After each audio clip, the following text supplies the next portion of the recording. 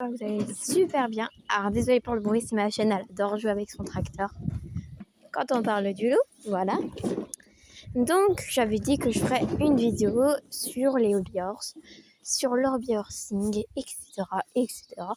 Donc en gros le hobby horse. Donc ma façon de moi de penser de ce sport, voilà. Donc en même temps j'ai mis quelques petits sauts. Ça en même temps je saute, etc. Donc, premièrement, le hobby horse, du coup, est un sport, je peux le confirmer. C'est un sport de sensations fortes quand même, qui est quand même assez dur à gérer parce qu'il faut gérer sa vitesse. Bon voilà, c'est bon, l'ami, ça s'est calmé un peu. Donc, comme je disais, c'est un sport quand même avec des sensations assez fortes. Donc, il faut déjà gérer, parce qu'il y a des compétitions, donc il faut gérer son stress, gérer ses capacités, parce qu'il faut quand même réussir à sauter un minimum très haut, ce qui est assez compliqué pour certaines. Oula, je me suis pris un petit taxi, c'est normal. Donc voilà, c'est quand même assez sportif parce que on s'améliore. Il faut aussi gérer notre respiration. Moi, c'est le principal qu'il faut que je gère encore aujourd'hui. Mais voilà, parce qu'on peut courir pendant 10 minutes. 10 minutes, du coup, on doit courir. Voilà, il faut quand même savoir gérer un minimum de choses. Alors, attendez. Bon, voilà, il avait envie de sauter. Recule. Très bien. Voilà. Donc, en fait, c'est vraiment un sport assez... parce qu'en fait, ça peut nous blesser, donc c'est quand même assez dangereux. N'empêche. Très bien. Hop, on va s'arrêter là 2 minutes. Donc, c'est quand même un sport assez compliqué, quoi. Et voilà, quoi. Et en plus, pour d'autres personnes, ça peut vraiment aider mental et physiquement, parce que c'est un sport. Donc, ça nous fait travailler plus, ça nous fait travailler les jambes, les mollets... je veux pas dire la cheville, parce qu'il y a beaucoup de personnes qui se blessent au genou, à la cheville, parce que c'est un sport et qu'on peut se blesser malheureusement. Moi ça va, je me suis blessée que 2 fois à la cheville, parce que j'avais soit un faux mouvement, du coup ma cheville a été restée pendant 4 semaines tranquille. Et pareil, c'était je crois au genou, j'ai fait sans faire exprès un faux mouvement et ça m'a fait mal pendant au moins 1 semaine. Donc voilà, comme quoi c'est un sport. Et c'est quand même assez physique, hein, quand même, parce qu'on doit vraiment sauter archi haut. Là, je suis super contente parce qu'avec Gaïa, on a réussi à sauter 90. Et mon objectif, c'est 1 mètre, voire même 1,20 m grand max. Donc voilà, on s'améliore. Et le hobby horsing, c'est vraiment un truc incroyable parce que tu découvres en même temps, parce que tu te dis je vais jamais réussir à sauter cette hauteur-là. Et en fait, tu t'en rends compte, si, j'arrive à le sauter. Donc en plus d'être mental, physique, c'est il y a un gros point, c'est qu'en fait on peut se trouver nous-mêmes. En fait, on peut vraiment avoir confiance en soi. Moi, vous voyez, c'est un peu bizarre, mais j'ai plus confiance en moi quand je suis avec un des loulous que toute seule. Et en plus, en fait, on doit vraiment avoir confiance en nous, parce que c'est quand même assez choquant pour d'autres personnes quand ils nous voient nous dire c'est bien mon beau, ou le chouchouter, quoi, le brosser, lui faire des gros câlins, l'emmener en promenade, faire comme si c'était un vrai cheval, quoi. Et pour d'autres gens, ça peut leur faire bizarre, quoi. C'est pour ça qu'on a un gros point sur nous, parce que on sait pas comment vont réagir les gens. Moi, vous voyez, je m'en fiche complètement. J'en ai rien à faire du regard des gens. Je suis super contente de faire ma passion, donc le hobby horsing. Donc voilà, en fait, quand t'as vraiment une passion que t'adores tellement que ça peut te dépasser en fait ta peur du regard des gens, et maintenant tu t'en fiches royalement. Donc voilà, moi vous voyez, je participe à un concours en juillet. Donc dans 2 mois, ça y est, on fait un grand saut. Un parcours soit de 70 cm, soit de 90 du coup. Donc voilà, j'étais super contente. Je sais pas si Mustang va être mon cheval de dressage, mon cheval de vitesse ou mon cheval de saut. Ou alors j'emmène tout le monde. Mais je pense pas que ça va être faisable d'emmener tout le monde parce que c'est quand même à 1h30 de route, quand même ça va être long. Voilà. Et d'où en fait, c'est parce que j'ai fait ma chaîne par rapport aux hobbyers parce que il y a énormément de gens qui sont victimes d'harcèlement à cause parce qu'elles font cette passion-là. Et beaucoup de gens ont du mal à comprendre. Malheureusement, c'est très très dommage. C'est qu'en France, il n'est pas assez réputé. Il n'y a pas beaucoup de gens qui font ce sport. Moi, vous voyez, c'est grâce à TikTok parce que c'est grâce à TikTok que j'ai pu tourne très bien. Que j'ai pu en fait connaître le hobbyers. C'est tellement incroyable que j'ai tout de suite pris goût. T'as tellement de choix de sport dans la vie que tu te rends même pas compte que celui-là que t'adores est un sport le moins réputé en France. Doudou, stop. Moi, vous voyez, j'ai pas du tout honte parce que je fais du sport. Voilà, je fais mon sport dans le jardin. Et c'est à la vue de tout le monde. Et des fois, il y a des gens qui passent et j'en ai rien à faire complètement. D'où l'idée en fait de faire ma chaîne par rapport au hobbyers, par rapport au ETG, par rapport à ma chaîne. D'où le chien n'est pas juste un animal de compagnie, ça peut être vraiment votre meilleur ami. Donc voilà, vous voyez ma chaîne, je sors, elle est là. C'est vraiment incroyable. Et moi, vous voyez, j'en ai 10 maintenant. Ça peut être un peu blessant par rapport aux autres. Oui, j'en ai 10 hobbyers. Mais ça s'est fait vraiment naturellement parce que j'en voulais tellement avoir plein, avoir le choix de choisir quel hobbyers je vais prendre, que me dire je prends Stuart ou je prends Stubol parce que c'est les deux seuls que j'ai. Non. Moi de toute façon je voulais vraiment avoir une grande famille de hobbyers, me sentir vraiment à l'aise. Me sentir vraiment à l'aise en fait par rapport avec eux quoi. Parce que vous voyez, avec Mustang, on saute pas vraiment très haut aujourd'hui parce que je sais qu'il est assez lourd et que ça va être assez compliqué de sauter avec un cheval très lourd. Il y a beaucoup de gens qui critiquent parce que c'est gênant, parce que c'est pas un sport, parce que c'est moche, c'est nul, ça prend de la place plus qu'autre chose. C'est pas un sport en fait pour les jeunes filles. Moi, je vous rassure qu'il y a vraiment des gens qui ont 18 ans et qui en font parce qu'ils adorent. Parce qu'ils adorent vraiment. Moi, j'ai 13 ans, je vais bientôt avoir 14. Et franchement, je m'en fiche royalement. Parce que quand on se dit, je fais du hobbyers, tout le monde me dit, ah mais t'es courageuse de suivre tout ça et tout, toutes les critiques, etc. Mais je m'en fiche, moi, des critiques. Je m'en fiche tout le temps. Je ris en fait de ceux qui critiquent. Parce que ceux qui critiquent, ça veut dire qu'ils sont malheureux. Parce qu'ils n'ont pas d'autre chose à faire que nous critiquer nous, de critiquer notre passion, de nous critiquer parce qu'on adore faire du hobbyers, parce que pour eux c'est gênant. Et tant mieux pour vous si c'est gênant, mais nous on adore. Voilà. Donc s'ils sont pas contents, qu'ils aillent faire du hobbyers, c'est de sauter 1 mètre sans entraînement et sans se blesser. Donc on en reparlera. Moi, vous voyez, je fais souvent de balades parce que j'ai besoin de me promener, j'ai besoin de sentir la confiance que j'ai avec eux, de sentir comment ma chienne est heureuse en balade. Moi, j'y vais presque tous les jours en balade. Après, c'est vrai que la météo, vous voyez, chez nous, c'est pas ça. Mais je trouve toujours le temps de sortir. C'est vrai que j'ai pas beaucoup d'amis parce que c'est très rare d'avoir des amis qui font du hobbyers, surtout à côté de chez moi. Donc voilà. Moi, je suis sûre qu'en Bretagne, je suis la seule à en faire. Mais voilà quoi, c'est assez difficile à dire. Mais oui, c'est un sport. Oui, ça peut déplaire à d'autres personnes. Oula, doudou. Mais en fait, vous vous rendez pas compte que psychologiquement, c'est important pour nous d'en avoir un, au moins un. Après, je sais qu'il y a beaucoup de gens qui disent « Ouais, t'en as 10, tu pourras au moins en vendre quelques-uns et tout. » Je déteste en vendre. C'est comme si je vendais une part de moi-même. Parce que j'ai passé chaque moment avec chaque hobbyers. Chaque merveilleux moment que c'est dans ma tête.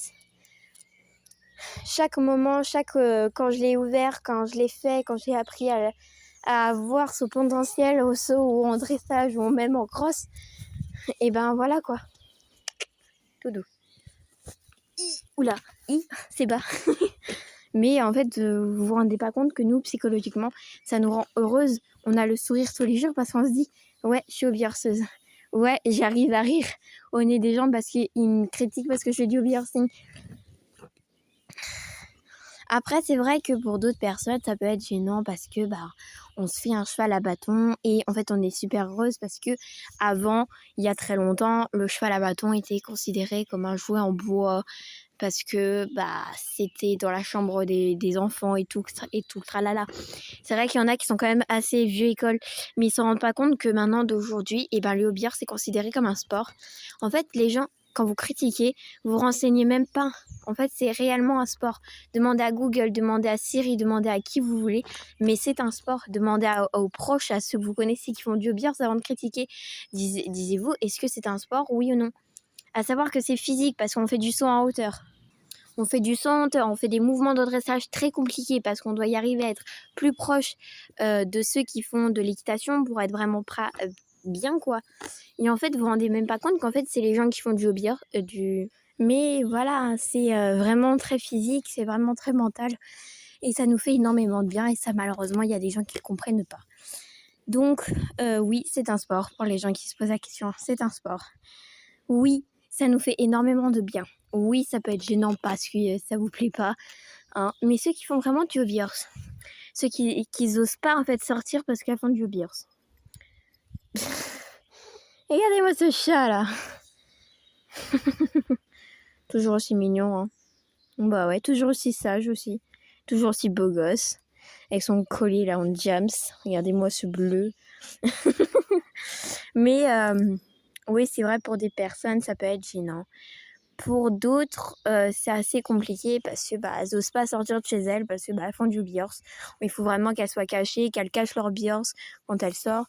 Franchement, vous devrez pas avoir honte. Il n'y a même pas besoin en fait d'avoir honte, c'est totalement naturel parce que vous adorez faire du hobbyhorse et malheureusement à cause du regard des gens, en fait, vous pouvez pas sortir. Alors, le regard des gens, en fait, on s'en fiche. On vit que pour nous, on vit pas pour les autres. On vit parce que on a envie de faire du hobbyhorse, donc vous faites du hobbyhorse. Si vous n'aimez pas faire du hobbyhorse, vous en faites pas. Hein. Si vous comprenez pas pourquoi les gens ils vous regardent mal, et dites-vous que parce qu'ils sont mal réveillés et qu'en fait vous avez totalement le droit de sortir avec un hobbyhorse. Moi je suis déjà partie dans une grande ville avec mon hobbyhorse, avec Mustang. Je suis déjà partie dans une grande ville pour faire des magasins et je l'ai pris avec moi parce que j'avais besoin à ce moment-là de l'avoir en fait avec moi, de l'avoir près de moi, de l'avoir vraiment toujours avec moi. Bon, bien sûr je pouvais pas emmener ce chaton, mais parce que les bêtises, hein, c'est pas cool. Ah, il y a Pipi. Ça va, bébé? Elle se cache, comme d'habitude. Mais voilà, les gens que vous faites du hobbyhorse, n'ayez jamais honte de ce que vous faites. Il n'y a même pas besoin, en fait, d'avoir honte. Vous n'avez pas le droit d'avoir honte. Après, malheureusement, c'est vrai que pour d'autres filles qui sont plus fortes que nous, ceux qui sont fines, c'est vrai que pour d'autres, ça peut être très, très compliqué parce que, malheureusement, franchement, vous vous trouvez moche parce que vous êtes grosse. Mais vous n'avez pas besoin en fait, vous vous en foutez, vous vivez pour vous, d'accord? Moi c'est vrai que je vois beaucoup de filles qui font du hobbyhorse, qui sont en surpoids, qui qui c'est très difficile pour elles de sortir pour les regards des gens, de sortir en dehors de chez elles, de leur appartement. Franchement, je peux pas parler à la place des filles qui vivent ça parce que malheureusement je vis pas ça moi au quotidien. Mais franchement, vous devrez pas du tout avoir honte. Vous vivez pour vous. C'est compliqué parce qu'il y a plein de gens qui vous parlent mal, qui vous respectent pas tant que vous êtes pas comme eux. C'est en fait juste qu'ils sont jaloux de ne pas être comme vous, qu'ils ont du mal à imprimer que c'est vous, oui, ça peut être bizarre, mais vous aimez vous faire comme ça, vous aimez... Voilà quoi. Après, le hobbyhorse, vu que c'est un sport, c'est aussi physique, donc ça nous fait travailler plein de choses, nos jambes. Moi, vous voyez, de temps en temps, j'ai mal ici, de temps en temps, j'ai mal au genou, parce que, j'oublie de temps en temps de faire des étirements au dos, du coup, j'ai mal au dos le lendemain. Mais voilà, quand je fais une grande séance, c'est vrai que d'habitude, j'ai très mal partout, et le lendemain, j'ai vraiment pas envie de sauter parce que j'ai mal partout, quoi. Et c'est vrai que du coup, c'est vraiment physique. T'es épuisé parce que ça va faire 1 heure que je fais de l'entraînement. Et pour des filles, c'est très compliqué. Moi, vous voyez, chez moi, malheureusement, il y a des gens qui roulent en voiture et qui demandent aux gens s'ils veulent des bonbons et qui, malheureusement, se font avoir et qui partent avec des gens. Je parle des inconnus, bien sûr, hein. Moi, vous voyez, aujourd'hui, j'étais allée sortir avec ma grand-mère et tout. Et on a bien vu qu'il y avait quand même des messieurs qui étaient pas cool parce que, voilà, ils arrêtaient pas de nous regarder. C'était assez bizarre. Du coup, on est vite parti. Et par exemple, là, mon grand frère, il a failli se faire avoir tout à l'heure parce qu'il est parti aussi dans une ville, mais là, il était tout seul avec son pote. Et voilà, malheureusement, il a failli se faire avoir. Grâce à. Parce qu'il aime pas manger des bonbons, heureusement, il s'est pas fait avoir. Mais voilà quoi. Même dans des petits villages, malheureusement, on se fait avoir. Là, je crois qu'il y a encore une fille qui est portée disparue. C'est vraiment. Elle a que 15 ans. Ouais, vous voyez, tous les soirs, je regarde les voitures qui passent pour voir s'il n'y a pas une voiture que je connaîtrais qui est vraiment. Moi, vous voyez, il y a une fois où il y a un camion bizarre qui est venu tout doucement, qui s'est arrêté un petit moment devant chez moi. Et c'est vrai que j'ai eu très très peur à ce moment-là. Mais en fait, je savais que si Bianca était calme, il fallait que je sois calme. Et je suis restée tranquille et le camion est parti. Donc voilà. Après, franchement, il y en a qui... moi, par exemple, j'ai un système d'alerte sur mon téléphone. C'est que s'il y a un problème, j'appuie plusieurs fois sur la touche appeler. Enfin, sur le bouton là pour éteindre mon téléphone. Et ça met carrément un SOS et ça envoie direct à la police ou aux pompiers. Donc voilà. Donc les gens que vous voyez, ces personnes-là, franchement, faites vite attention. Restez calme. Si vraiment les mesures vous suivent, ou même les dames, hein, ça peut vite être aussi des dames, soit vous allez à quelque part près de chez quelqu'un qui peuvent vous aider, bien sûr, ou vous vous cachez dans un endroit vraiment tranquille où personne ne connaîtrait. Moi, vous voyez, j'ai très souvent l'habitude d'aller me promener en haut parce que je sais si j'ai un problème, je peux aller dans le champ et je toque à la maison qui est juste en face de chez moi. Parce qu'ils sont très gentils, hein, on les connaît. Moi, vous voyez, on est entouré de voisins qu'on connaît absolument, qu'on les connaît par cœur. Là, c'est un musicien qui est juste à côté de chez nous. Là, c'est ma grand-mère qui habite juste à côté. La maison qui est derrière, malheureusement, c'est pas un monsieur de confiance, donc voilà. Mais la maison juste d'après, c'est une dame qui est un peu anglaise, mais qui est sympa. Et on a un voisin juste en face de chez nous qui est aussi super sympa. Et à chaque fois, moi, je suis obligée d'aller me promener dans des endroits où je suis sûre que je connais par cœur, que je suis sûre d'être tranquille. Et puis voilà, quoi. Vous voyez, même en France, en fait, malheureusement, on vit ça au quotidien et je déteste avoir cette sensation-là, d'être observée, d'être... voilà, quoi, c'est vraiment chaud. Ma mère s'est fait une fois suivie par un camion qui la regardait bizarrement et elle était obligée de faire plein de demi-tours pour qu'elle puisse rentrer tranquillement. On était obligés d'être enfermés en fait dans la maison parce qu'on avait peur. Et voilà, je vous jure que ça a été très très flippant. On a eu tous très peur, mais ça s'est calmé aujourd'hui. De temps en temps, on fait des balades nocturnes aussi. Et malheureusement, il y a une fois où mes 2 grands frères ont été se promener et ils ont vu une Peugeot jaune, une 407, il me semble, jaune moutarde. Et elle arrêtait pas de faire les demi-tours que mes frères faisaient. Elle arrêtait pas de les suivre, de cacher, hein, bien sûr, mais elle arrêtait pas de les suivre. Vous voyez que même en fait en Bretagne, on peut même pas être tranquille. Ça a été quand même dur, même si on a le ciel. En fait, en Bretagne, on a le ciel le plus protégé de France. Donc ça me rassure un petit peu parce que même si les avions passent très près des maisons, je veux dire qu'ils passent pas juste ras là, non. Qu'ils se passent pas ras là l'arbre, non, ils sont quand même assez hauts, mais quand même à une limite que je trouve pas ça raisonnable. Mais voilà quoi. Après, on a la chance d'avoir une chienne qui aboie à chaque fois qu'il y a quelqu'un qui passe devant la maison. Par exemple, ici, il y a un trottoir, elle aboie dès qu'il y a quelqu'un qui passe, dès qu'il y a un chien. Pareil devant chez nous. Voilà, on a vraiment un système d'alerte très, très bien. Après, moi, je sais me défendre, je sais quoi faire s'il y a vraiment quelqu'un qui me suit, qui veut ma peau, quoi. Et je sais me défendre grâce à ma mère, grâce à grâce à mes frères, quoi. Et après, je me balade jamais sans la chienne ou alors je suis accompagnée de quelqu'un. Voilà quoi. Et après, il y a un avantage en fait sur les hobbyers, c'est qu'il y a un bâton. Donc, vous savez là où vous pouvez taper avec le bâton. Donc, voilà, c'est assez pratique d'avoir un hobbyers sur soi. Mais après, voilà, les téléphones servent beaucoup. Alors, je vous demande juste de faire attention à vous si vous sortez en ville. Si vous êtes en ville ou en campagne, malheureusement, bah voilà, faites attention en fait aux gens qui sont méfiants, qui ont un droit de regard envers vous, mais voilà quoi. Bon, après, je sais que je me balade jamais sur ma chaîne ou jamais sur mon téléphone. Voilà. Après, ça m'arrive de temps en temps, je pars sur ma chaîne parce que soit elle a fait des bêtises le lendemain ou juste parce que j'ai pas trop envie d'aller la promener.